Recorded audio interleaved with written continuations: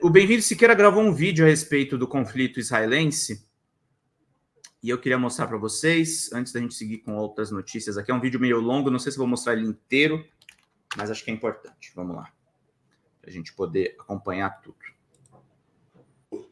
Deixa eu voltar do começo. Será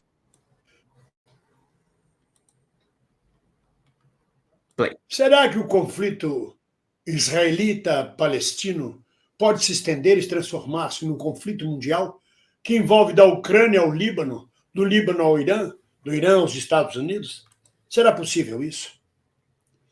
Eu não tenho pânico em relação ao que acontece no momento em Israel.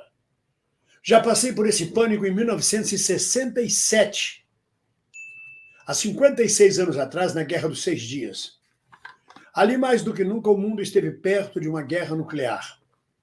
De repente, foi uma guerra que envolveu o Egito, árabes, os egípcios, os árabes, os libaneses, envolveu todo mundo árabe, a Síria, contra Israel.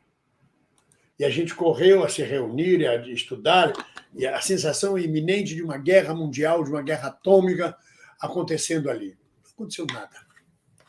Nada. Transformou-se em mais um impasse diplomático e permitiu mais um avanço de Israel sobre terras palestinas, com a conquista até de terrenos egípcios que Israel mais tarde devolveu debaixo de negociações diplomáticas. Então não é a primeira vez que um grande conflito se instala na região.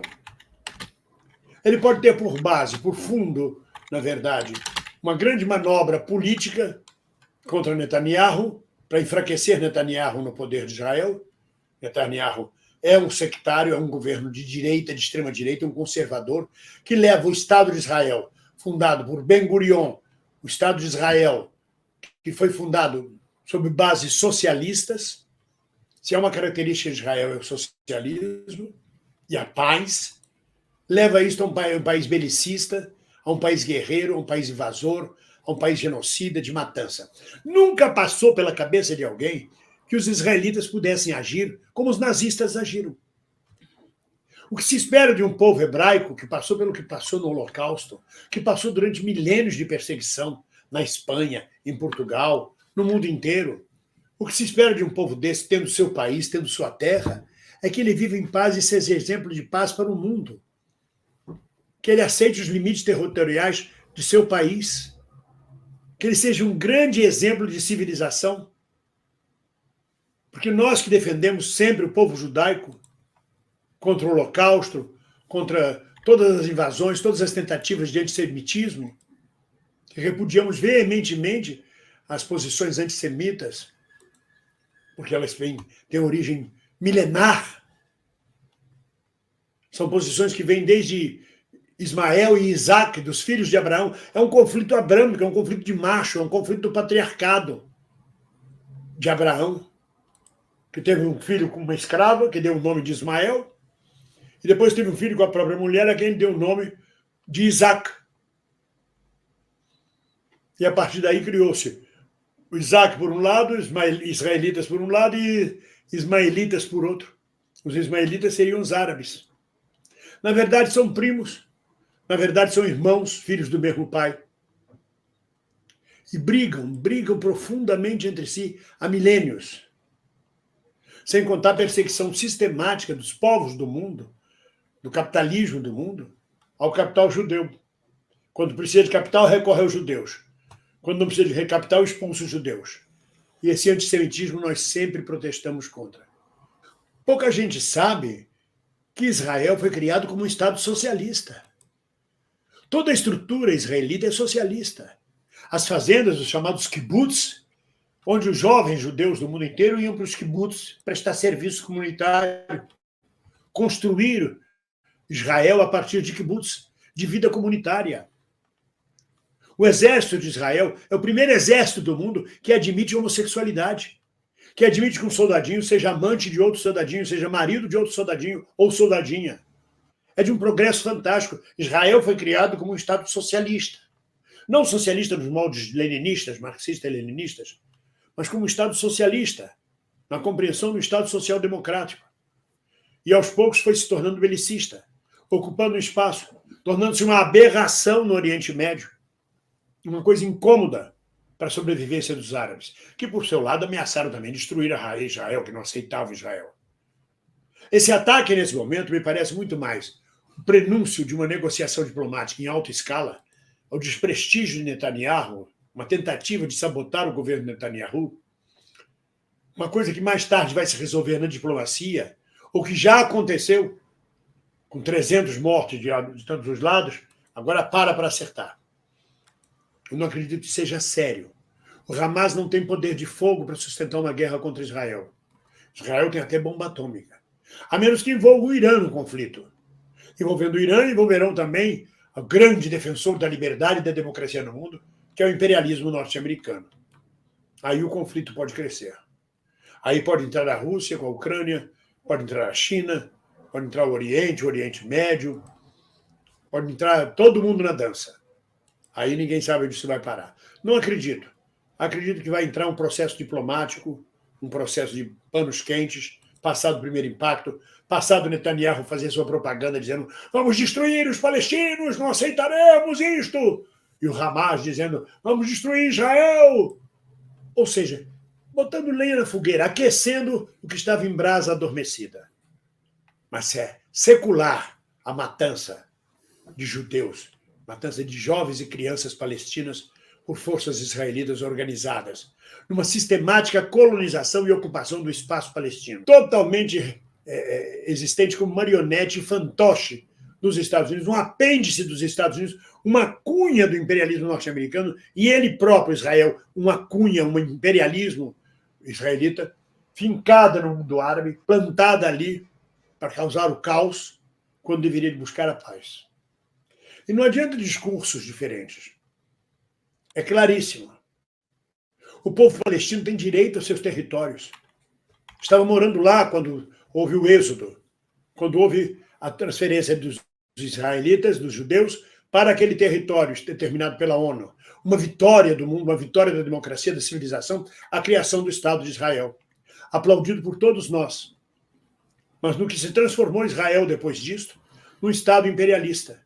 A similaridade, eu quis dizer, da sua origem, que são os Estados Unidos. Não é à toa que o grande símbolo dos Estados Unidos é o tio Sam.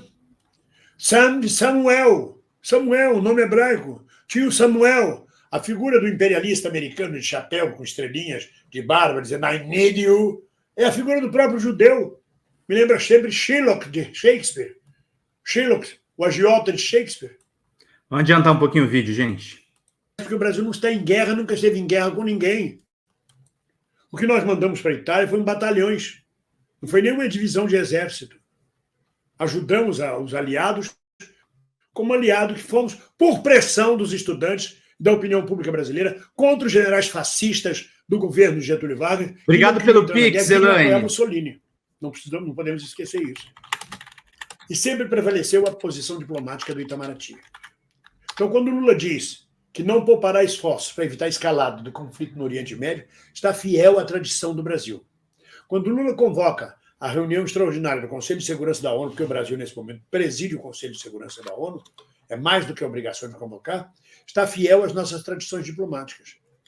Quando Lula diz que Zelensky é um dos principais responsáveis pela guerra da Ucrânia e que a Rússia também, que se a Rússia e a Ucrânia chegarem a um acordo, pode haver paz, e que não chegam porque há interesses diversos, que não há guerra envolvidos naquilo, Lula está certíssimo.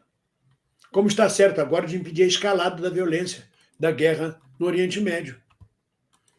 Senão ele vai parar o mundo. E é o Brasil que cresce como potência. É o Brasil que cresce como intermediador. Lula, o grande estadista, sabe onde põe a mão, sabe onde põe a cabeça e sabe o que fala. Ele não é um incendiário. Ele não é um louco. É um homem que sabe, que procura, que busca a paz no mundo e a paz entre os povos, seguindo a nossa política externa brasileira. Vamos lá. Vamos ver agora as coisas por um outro ângulo. O mundo está sem notícias quentes. A guerra da Ucrânia já entrou no ramerrão. Todo dia a mesma coisa. Nem a Rússia avança mais, nem a Ucrânia avança mais. Não é mais novidade. Não aconteceu mais nada. A novidade é discutir se a Europa vai ter energia no inverno, se as pessoas vão passar frio, se o alimento vai crescer 50%, continuar crescendo mais 50%, como já cresceu desde a guerra na Ucrânia. São os povos europeus, os trabalhadores da Europa que estão pagando por esta guerra imperialista de interesses variados entre Rússia e Estados Unidos, tendo a Ucrânia como bode expiatório. Então a gente tem que ter muito cuidado, porque nesse momento a notícia quente é a guerra Israel-Hamas. Bom dia a todos, Joãozinho, querido. Os jornais se ocupam disso, vende. A notícia vende. A notícia interessa a todos. Sobretudo considerando que os grandes impérios de mídia do mundo, na sua maior parte, estão em mãos hebraicas, estão em mãos judias. A gente não recebe notícia no Brasil ou em Portugal via as agências noticiosas árabes ou muçulmanas. Recebemos através de agências noticiosas que têm compromisso e capital judaico envolvido. Então a notícia que vem é maldizendo o Hamas, maldizendo os árabes. A Alemanha colocou no portal de Brandenburgo, o símbolo de Berlim, a bandeira de Israel. Por quê?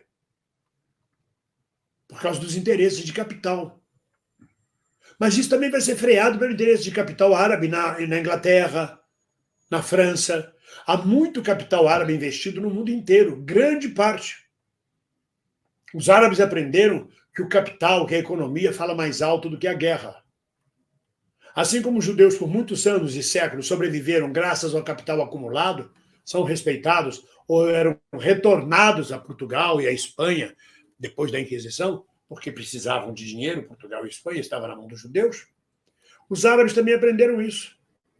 Então essa negociação não vai adiante por causa da economia mundial, essa guerra. Lula não conseguiu, por exemplo, embora tenha querido, colocar a paz entre Ucrânia e Rússia, porque os interesses de Rússia e Estados Unidos, de dois impérios, de dois imperialistas, são maiores do que os apelos ideológicos e idealistas de Lula sobre a paz na Ucrânia, sobre a paz no local. E as posturas belicistas, neonazistas de Zelensky também levam à manutenção da guerra. Zelensky só tem a lucrar com isso. Ele virou um menino mimado das forças aliadas ocidentais. Tadinho do Zelensky, coitadinho do Zelensky. O Zelensky está lá sozinho, ele chora, ele bate pé, preciso de mais armas, não estão me fornecendo armas. Ele quer prolongar a guerra, ele quer aumentar a guerra. E não adianta o chororô, meu país foi invadido. Não. Parte da Ucrânia realmente foi invadida por tropas russas, o que é lamentável. Mas essa parte da Ucrânia fala russo. Tem origem eslava russa. É um melê, é um mingau que se arrasta desde o século XIX, ou anterior ao século XIX. Quantas vezes a Ucrânia já fez parte da Rússia, da União Soviética, já foi e voltou, foi e voltou, foi e voltou. Em última palavra, eles são brancos, eles que se entendam. Não pode levar essa escalada desse conflito a nível mundial. O extermínio de armênios pelos turcos é um assunto seríssimo. Entretanto, não dá mídia, não dá jornal. Mas está acontecendo e acontece sempre. O rompimento de Níger, da Nigéria, de países da África com o colonialismo moderno francês é um assunto seríssimo. São minérios, são frutos, são produtos da terra que a França deixa de usufruir no neocolonialismo dela na África. Mas isso também não vem de jornal. Vem de jornal, sim. 300 mortos em Israel, 500 mortos em Hamas, na Palestina, reféns, crianças mortas. Netanyahu promete destruir. Aí todo mundo fica atento no noticiário, quero ver como está a guerra de Israel. Não acontece nada. O povo é sempre a bucha de canhão. E Lula está tentando negociar, tentando, como presidente do Conselho de Segurança da ONU, levar o entendimento e a paz. Se for apenas uma jogada política e não uma jogada belicista da parte do Hamas e de Israel, vai chegar a um acordo diplomático, como se chegou depois da Guerra dos 6 Dias. E tudo ficou como dantes no quartel de Abrantes, embora com as escaramuças com o povo palestino sofrendo a opressão por parte de um Estado belicista, invasor e dominador como Israel. Sim. Pois é, minhas amigas e meus amigos, qualquer análise leva a concordâncias e discordâncias. O debate é muito importante porque ele leva a informação. É melhor o debate, é melhor a discordância, é melhor a concordância, as divisões, do que simplesmente receber a notícia e dizer, está certo, não tenho nada para dizer. Não. Eu avancei nessa análise, levantei a lebre, estou trazendo pontos para vocês que merecem ser discutidos. Isto tem um valor agregado, e este valor eu peço a vocês que transformem em Pix. Deem Pix para o canal, para sustentar nossa obra, para sustentar nossa pesquisa, para sustentar a imprensa alternativa. Olha o Pix aí embaixo, bem-vindo@uol.com.br. Torne-se membro, inscreva-se no canal, toque a campainha. Vamos juntos, de mãos dadas, como seres humanos fraternos, abominando todas as guerras, porque nas guerras quem mais sofre é o povo, e sobretudo Exato. o povo pobre, o povo trabalhador. Vamos juntos, ninguém solta a mão de ninguém. Um abraço. Meu querido amigo, bem-vindo, Siqueira. Excelente vídeo dele para a gente poder se manter bem informados, meus queridos e minhas queridas.